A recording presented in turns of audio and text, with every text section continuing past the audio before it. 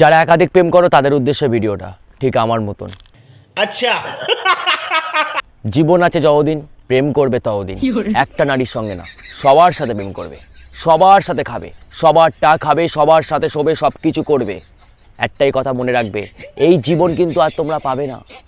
এই জীবন যদি চলে যায়, সবার সাথে প্রেম করতেও পারবে না। তার জন্য গার্লফ্রেন্ডকে ছেড়ে দেবে বাড়া, গার্লফ্রেন্ডকেও ছেড়ে দেবে বাড়া।